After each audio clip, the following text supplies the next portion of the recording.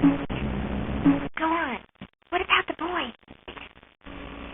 The boy was a very happy boy in his castle of oranges. He and his family were very happy all together. But the boy was curious about the sea. He wanted to know what was on the other side of the sea. His father was a good man, but he didn't want his boy to get hurt. So he told the boy to stay inside. Don't go out beyond the tower walls.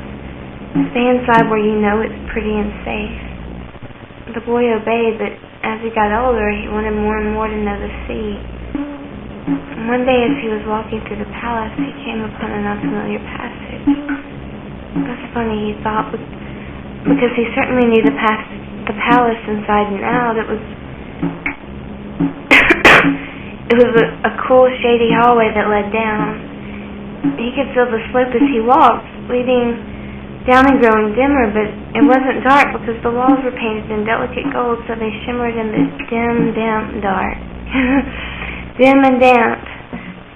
The boy was afraid, but he knew nothing could harm him because he was still in the castle, and his father had told him nothing in the castle would ever hurt him. He went down, and then suddenly it was level, and he was in a huge room glowing with bright tapestries.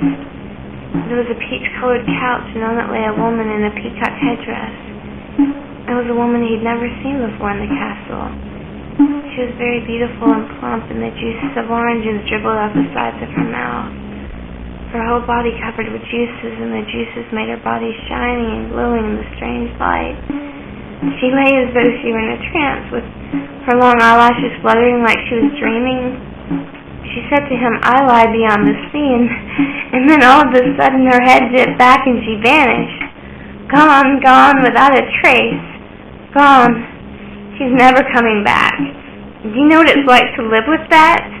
No one knows what it's like. The only one who knew me, gone. The boy found himself in his chambers without knowing how he got there. From that day on, he knew he had to escape. He wanted to find the woman with the beautiful fat hips and the shimmering headdress. He would pace the halls of the palace and didn't notice any more than nice orange smell, the fat oranges dripping with juice. One day one of his father's servants took him aside and said, "I know what you want, I can give it to you." The prince and the servants met in the boy prince's chambers. The servant gave the boy a peacock's feather. It was long and delicate and said he knew something about magic.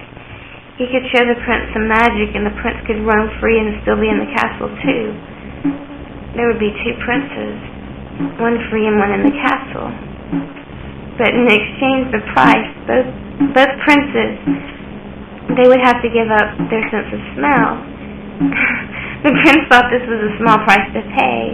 A small price to pay. It's a win-win situation. This deal, she's a beauty and the air conditioning is free. There's a banana pill. So the servant told the prince to lie on the bed, the lovely high bed with the golden bedspread, and the servant told the prince to close his eyes and go to sleep. Sleep. Keep sleep. Suddenly all he wanted to do was sleep forever and ever. He could feel the servant using the peacock feather to touch him, but he didn't want to move. He just wanted to sleep forever because he was so tired. Tired and hungry. Have you ever seen God? It was like the prince could see, even though his eyes were closed, and he could see and feel the servant lying on top of him and chanting, and the weight grew heavier and heavier, impossibly heavy, as though 1,000 servants were stacked on top of him. But all he wanted to do was sleep.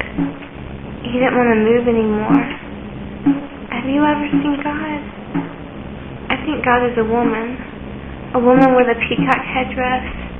She gave her only son. Did she have daughters? Did she give her daughters? What about the prince? Prince? The story. Finish the story. I'm tired. Can we finish the story another time? Okay.